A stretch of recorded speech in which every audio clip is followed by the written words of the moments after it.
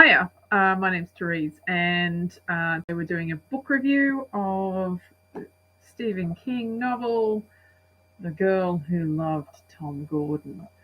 Um, it's a much acclaimed masterpiece, according to The Mirror. It's unbeatable. And I just want to say that at the beginning of 2020, so I was waiting for my first knee replacement, and I made it my goal because I was watching far too much rubbish TV, and I kept falling down really terrible rabbit holes in on YouTube, and it was really I think I was starting to kill off brain cells by the dozen, and so I made a New Year's resolution to read a book a month. And I felt that this was an achievable goal. And as it turned out, it has. I don't have like my favorite genre is English literature. I love in all things English literature. Um, and I love some of the classics too. Like I've read, Catcher in the Rye and Color Purple and George Orwell's and W.C. Fields and all those sorts of authors as well, and I've really enjoyed those. But English lit is my favorite thing in the world to read. But obviously, there's only so many of those because all the people who wrote them are dead. So there's a finite number of reading that you can do in that particular genre. Branching out from that, you can see from other book reviews that I've done, I've been doing charity packs for Indigenous girls in remote areas, and with each of these, including the nail polish and all these little girly things that you like, I put a book in, but I read the book before I put it in to make sure it is age appropriate and this sort of thing, and so. Along the way, I've been reading, some children's books and some teen novels, adolescent, whatever they call that age group of stuff now, um, which is what brought me to this particular book. Flash it up here again. There we go. Stephen King.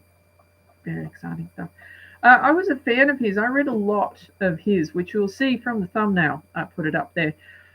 In my early 20s, mostly on the train when I was going to work, I read a lot of Stephen King novels, and for the most part, I enjoyed them. But having said that, when you're sitting on the train commuting to and from work, you're not really looking for a deep theological discussion type book. You're just looking for something to try and distract you from the incredibly stinky idiot on one side and the dick who is talking too loud on his cell phone on the other, because cell phones had just become a thing when I started working when I was 20.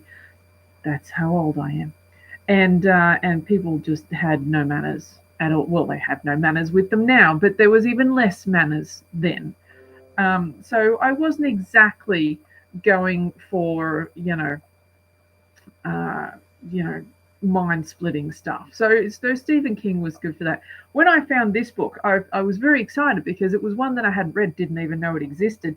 And, looking back on it, there's a reason why it was for sale for 50 cents in an op shop. There's a reason. There was a very good reason. It started off, the preface started off really beautifully. It was a tale of parents who were divorced, and the children were horrified by this and reacting accordingly. The mother was overcompensating. The father turned into an alcoholic. It's the same thing. They hated each other from 1,000 kilometers away.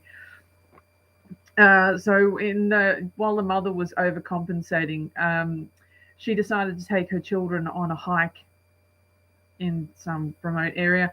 So of course the little girl, the mother and the brother are just tearing shreds off each other ahead, and the little girl has dropped further and further behind, trying to distance herself from that kind of lunacy, and needed to pee, has stepped off the track and has, lost balance and do plop and has fallen down the embankment, become disorientated, and has walked off into the bush, thinking that the plan that she has of following the stream that she can hear, which eventually leads to the sea, because they are in New Hampshire and Maine, which are north, I think it's North America, like the north, that side, northeast America. And so, that's her plan. And so she sets off, and this part, so we'll say the first 6 chapters of the book are really good. You're sitting there and you're like, oh my God, there's a little girl lost in the bushes, and she's doing and stuff and thinking and surviving, and oh good Lord, it's just so exciting and terrible all at the same time. And then it all goes so horribly wrong. Because, and I know I keep going back to this, and it seems like it's I think I have to start buying books, like properly paying real prices for books that I read. Oh dear. Because she's lost for 9 days. She's lost for 9 days, which is, most people die in less than that. But instead of saying, for the next 9 days, she suffered from this and this was happening, and she struggled through and maintained her life by doing this and just being very brave and blah blah blah blah. No, we had a blow by blow, hour by hour description of what happened over the next 7 days. No, 9 days. Over the next 9 days. Because the first 6 chapters of what happened to her in the first 24 hours. And then, if they'd have gone the next 8 days and then gone, this is what happened. Really terrible, scary stuff. But it's, condense. We don't need an hour by hour, because there's only so many times she can fall in streams, get bitten by bugs, and eat weird things in the bushes that make her horribly sick.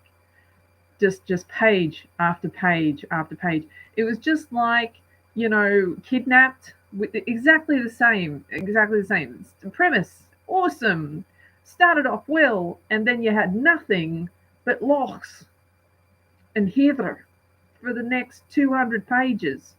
This is the same thing. You have, I don't know, at least, wait a minute. Let's see how long this sucker is. Oh, 215 pages.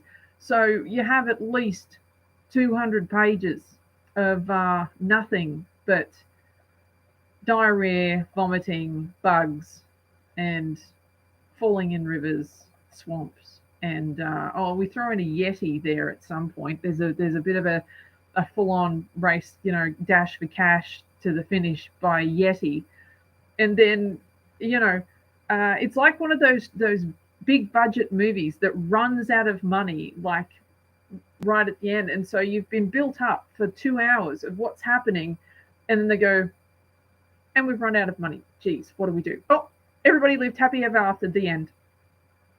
And that's what happens with this. You've just sat through 9 days of mind-boggling, numbnessly boring stuff regarding the bushes and the bugs and the falling in the water and all this sort of thing. And then, a hunter finds her. She's taken to hospital. Everybody lives happily ever after, the end. And in 2 pages, the whole book is finished. 2 pages, gone. And I just think that's such a really disappointing, it's a really disappointing thing. I mean, I was talking to my long-suffering significant other about it, and he said, well, Stephen King's writing for American audiences, so there's you've got to allow for him writing to some of the lower educated people, which I thought was a bit harsh, but this is what this seems to be. Like, the English is really one syllable, and I know it's coming from the perspective of a 9-year-old, but you don't have 9-year-olds reading it. So I was going into this with high expectations, and I came out of them very underwhelmed. So I'm sorry if I have spoiler alerted this and given you the whole thing. I would really save yourself the time and the 50 cents if you find this in an op shop. Save yourself the time and the 50 cents. Watch this review instead, and feel happy in the knowledge that I have suffered for you. That's what we're going with here. I've taken the bullet for you. Um, Plenty of good books that I've reviewed, some awful. There's been a kind of a 50-50 thing so far, of good to absolutely horrible. But having said that, Dave read The Stone Giants, that one that I reviewed a couple of weeks ago, and I just wanted to stick something sharp in my ear. Really, that's what I thought about that one. Absolutely loved it. Absolutely loved it. There was a little bit of confusion about a few things, but he said it was a really magic book. So he's not having that for this one though. He's just like, no, this is go to town, go to town. All the stuff that you're saying about this is, yep, yeah. I'm not saying that there aren't people out there who think that this is a literary masterpiece, but quite frankly, not one of his best. This is a second book deal where he was on a deadline and really just ran out of stuff to say, and so he was just na-ing it.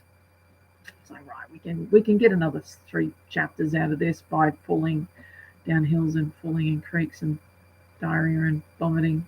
We can do that. But anyway, good to see you again. Weather here is atrocious, hence all the reading and crafts that have been going on. I hope to see you again in a couple of weeks where I'm finished the next book that I've started. I think I've found a bit of a thing here. I'm just going to do book reviews from now on. I'm just going to read unless I find something terribly interesting that needs to be talked about, which is not it, because this is a fun thing that I do just for myself. So glad when people are watching it. Thank you if you are. Just if you are watching this and you're able, I'm not sure if there is a like button, just hit the like button. But views, I get very excited when there's views anyway. All right, well, thanks so much for watching, and I'll catch you again soon. Bye.